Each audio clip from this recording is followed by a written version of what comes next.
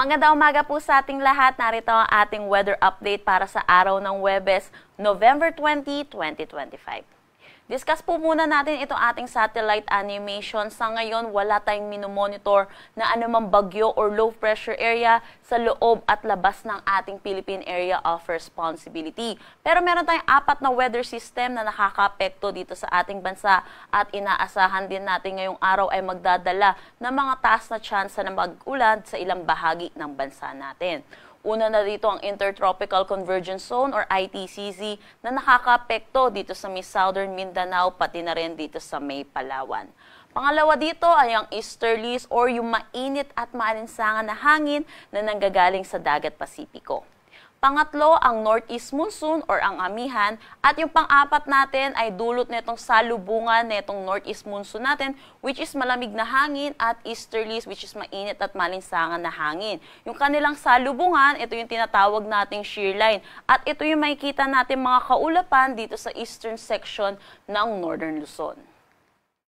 Dulot ng shear line, naglabas tayo ng weather advisory kaninang 5 a.m. Inaasahan natin ang 50 to 100 millimeters of rain ngayong araw at bukas dito sa may Apayao at Cagayan. So pinag-iingat po natin ang mga kababayan po natin sa mga posibilidad po ng mga pagbaha at mga pagguho ng lupa. Para sa magiging panahon natin ngayong araw dito sa Luzon, dulot ng northeast monsoon, inaasahan natin mataas ang tsansa ng mga pag-ulan dito sa may Ilocos Norte at Batanes. Samantala, dulot naman ng shear line, inaasahan din natin ang mataas na tsansa ng mga pag-ulan dito sa may Cagayan, Isabela, buong Cordillera Administrative Region, Quirino, Nueva Vizcaya at Aurora. Dito naman sa Quezon ay dulot ito ng easterlies.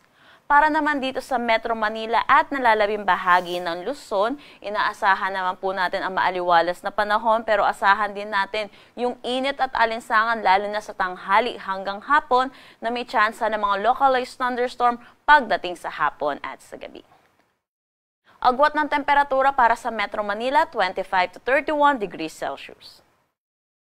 Para naman dito sa may Visayas, pati na rin dito sa may Palawan natin, at dito sa may Southern Mindanao, particularly dito sa may Basilan, Sulu, Tawi-Tawi, Soc-Sargen at Davao Region, makakaranas sila ng maulap na papawirin na may mga kalat-kalat na pag-ulan dulot na itong Intertropical Convergence Zone.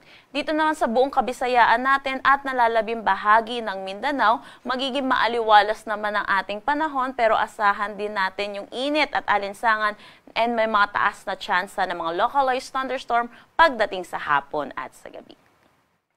Agwat ng temperatura para sa Cebu, 27 to 31 degrees Celsius, Davao, 26 to 31 degrees Celsius. Meron tayong nakataas na gale warning dito sa may Batanes, Cagayan, Isabela, Ilocos Norte, Ilocos Sur, La Union, Western Coast ng Pangasinan. So pinapaalalahanan po natin yung mga kababayan po natin mangingisda at may mga sasakyan malit pandagat, delikado po pumalaot dito po sa ating seaboards sa Northern Luzon. Ang sunrise mamaya ay 5:59 a.m. at ang sunset mamaya ay 5:24 p.m. Para sa karagdagang impormasyon, bisitahin ang aming mga social media pages at ang aming website pag-asa.dost.gov.ph. At yan po muna ang latest dito sa Pag-asa Weather Forecasting Center. Chanel Dominguez po at magandang umaga.